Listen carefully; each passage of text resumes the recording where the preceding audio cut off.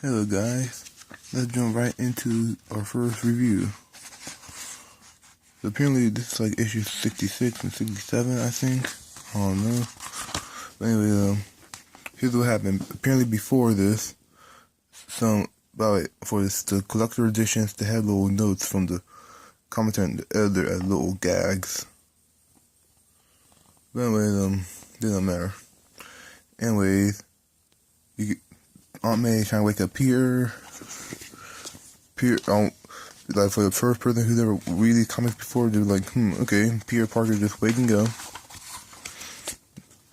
just doing his own thing, and Aunt May saying, "Good morning, sweetie," and Peter like, "The hell's going on?" Here's some clarity.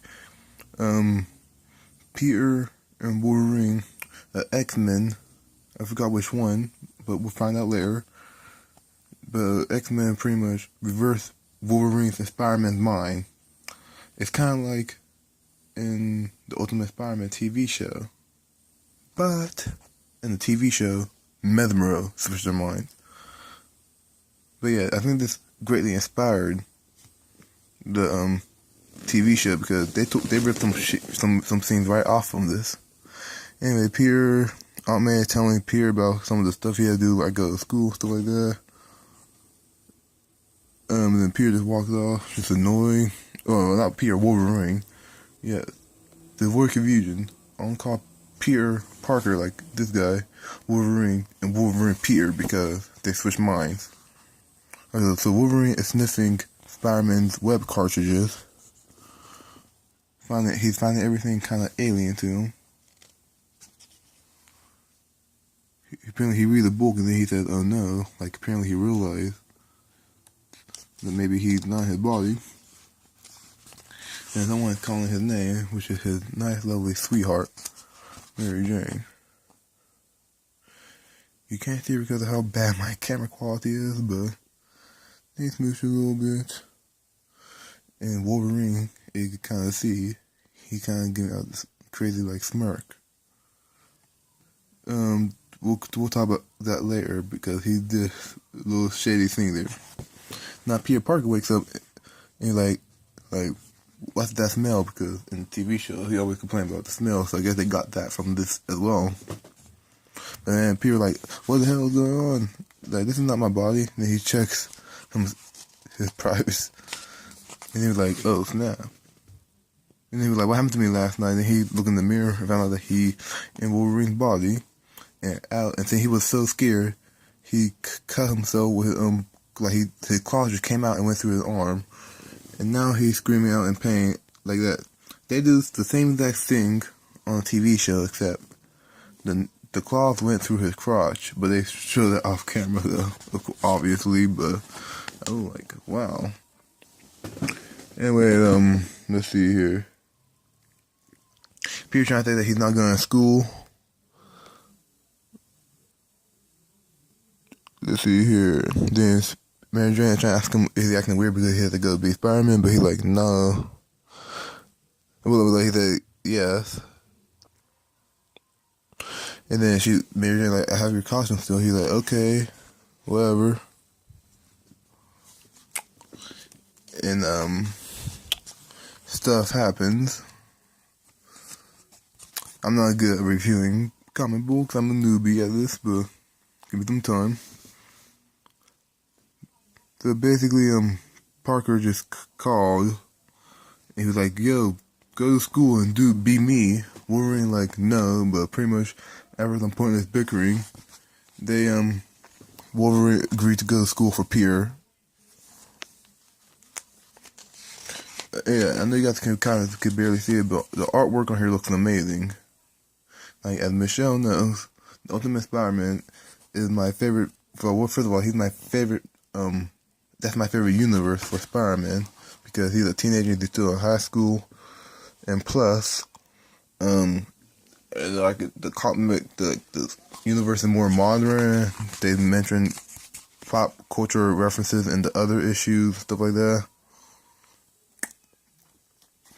And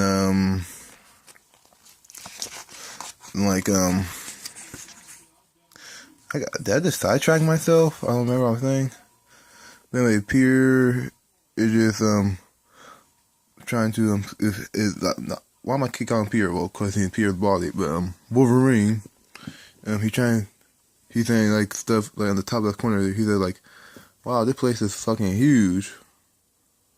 But anyway, then the police officer came over to him. He jumped up on the wall, but then he just found that he could stick onto the wall, and then he was a little bit surprised, and then he fall off and fell on top of the officer. Then he decided to go kick the officer's ass, but Peter came by and stopped him and told him that he has to be him, and that Wolverine this is probably your fault, and they're like trying to blame each other. And basically they said, like whatever, bro. But anyway, Wolverine knows that he has the spider sense. And they didn't really dwell on why. Like, Wolverine didn't even ask why it was ringing. He just told him to go back to his classroom and stuff like that. Teacher was giving a lecture. Peter tried to go to the bathroom so he could meet. Wolverine tried to go to the bathroom so he could meet Wolverine, but I kind of find it funny how he told the teacher he had to pee, but then the teacher had him sit down. And then Flash Thompson, this is one of my favorite parts here, which is Peter Parker's bully. He flicked Wolverine in the ear, and the Wolverine looked at him, and Flash was just smirking at him, but then Wolverine just growled at him, and now he looks like, and Flash looked like he just peed his pants. Anyway, he actually got out. Eventually, Peter Parker is trying to stop a crime at Wolverine, and now he's trying to do all these fantastic leaps, and he crashes through cars, and being a little bit more clumsy, since he's not in his nice, agile, thin body.